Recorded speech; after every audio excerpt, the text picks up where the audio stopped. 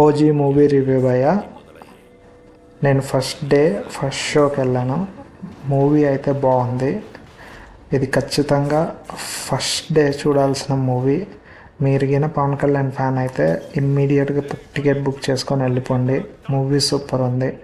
Just Pawan Kalyan చూడడానికి మూవీకి వెళ్ళాలి. ఖచ్చితంగా వెళ్ళాల్సిన మూవీ భయ్య. చాలా బాగుంది. ఈ వీడియో చేయడానికి 2 రీజన్స్ ఉన్నాయి భయ్య. దానికంటే ముందు రివ్యూ ఇచ్చేవాళ్ళు 2 రకాలు భయ్య. ఒకటి, వెళ్ళి ఆ సినిమా ఎలాగైతే తీశారో ఎలా ఉందో ఆ సినిమాని చూసి బాగుంది బాగాలేదు అని చెప్పే రకము. రెండో రకము, వెళ్ళి సినిమా తీసింది కాకుండా ఇలా కాకుండా ఇంకోలా ఉంటే ఇంకా బాగుండేది, ప్రతి సీన్ని ఇంకా పోస్ట్ మార్టం లెక్క ప్రతి సీన్ని ఇది ఎలా ఉండకూడదు, ఇది ఇలా ఎందుకుంది అని చెప్పి క్వశ్చన్ చేస్తూ ఉంటారు భయ్య. సో అండ్ మోర్ ఓవర్ వెళ్ళి ఈ సినిమాలో స్టోరీ లేదు, సెంటిమెంట్ లేదు, డ్రామా లేదు, సాంగ్స్ లేవు, ఇలా ప్రతి ఒక్కటి ఏం లేవో చెప్పుకుంటూ వస్తారు. అలా కాదు కదా సినిమా చూడాల్సింది. నీకు డైరెక్టర్ అనేవాడు పవన్ కళ్యాణ్ ఫ్యాన్. పవన్ కళ్యాణ్ని ఎలా చూడాలనుకుంటున్నారో నీకు అలా చూపిస్తాడు. అలా కాకుండా నాకు ఇవన్నీ కావాలి అని చెప్తే అది కుదరదు. మీరు వెళ్ళి ఫ్యామిలీతో కూర్చొని నాకు ఈ సెంటిమెంట్ లేదు అందుకని ఈ సినిమా బాగాలేదు, అటర్ ఫ్లాప్ అని చెప్పేసి రివ్యూస్ ఇచ్చుకుంటూ పోతే కుదరదు కదా. ఇంకోటి భయ్య, నువ్వు అసలు సినిమాకి ఎందుకు వెళ్తావు?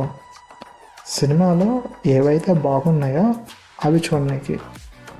సినిమాలో ఏం బాగలేదు అదే పనిగా బొక్కలెత్తనీకి ఒక భూతద్దం తీసుకొచ్చేసి ఈ సీన్ ఇక్కడ బాగాలేదు, ఇది ఇలా లేదు, ఏదేదో ఇంకొకటి చూసా భయ్య. ఇంకో రివ్యూలో లిప్సింక్ కావాలి. నాకు బాగానే అనిపించింది, నాకైతే ఏం తేడా తెలియలేదు. ఆ సీన్లో దానికి లిప్సింక్ లేదంట. నువ్వు అదే పనిగా భూతద్దం వేసుకొని వచ్చి చూస్తే నీకు ఏ సినిమా బాగోదు.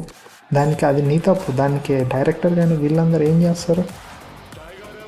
ఈ వీడియో ఫస్ట్లో 2 రీజన్స్ అని చెప్పా కదా, అవి ఇవే భయ్యా. ఫస్ట్ది, నేను చాలా మూవీ రివ్యూస్ చూసాను. కొంతమంది బాగుందని చెప్పారు, కొంతమంది బాగాలేదని చెప్పారు. కానీ కొన్ని రివ్యూస్, ఇప్పుడు నువ్వు బాగాలేదు అని చెప్పడం తప్పులేదు, కానీ రివ్యూ అని చెప్పేసి సీన్లు మొత్తం చెప్పేసి స్టోరీ మొత్తం చెప్పేస్తే అలాగా అది తప్పు కదా. అంటే విలన్ ఏందో చెప్తేవి, సీన్లన్నీ ఎక్స్ప్లెయిన్ చేస్తేవి, స్టోరీ మొత్తం చెప్తేవి, అలా అయితే కుదరదు కదా. సరే, ఇప్పుడు ఇట్లా చెప్పిన తర్వాత ఈ సినిమాకి అసలు స్టోరీయే లేదు, నేను లేని స్టోరీ నేను ఎట్లా చెప్తా అంటే దానికి నా దగ్గర ఆన్సర్ ఏం లేదు. సో బట్ రివ్యూ అనే పేరుతో సినిమా స్టోరీ మొత్తం చెప్పేసి సినిమాలో ఏం జరుగుతుందో అంతా చెప్పేయడం అయితే తప్పు. రివ్యూ అంటే బాగుంది బాగలేదు, ఇది ఒక రకమైన రివ్యూ. లేదు నాకైతే నచ్చలేదు, మీకు నచ్చుద్దేమో వెళ్ళి చూడండి, ఇది ఇంకో రకమైన రివ్యూ.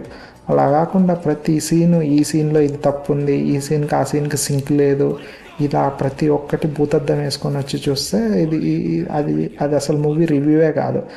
ఇన్ఫ్యాక్ట్ అదొక రకమైన అది మూవీ రివ్యూవే కాదు.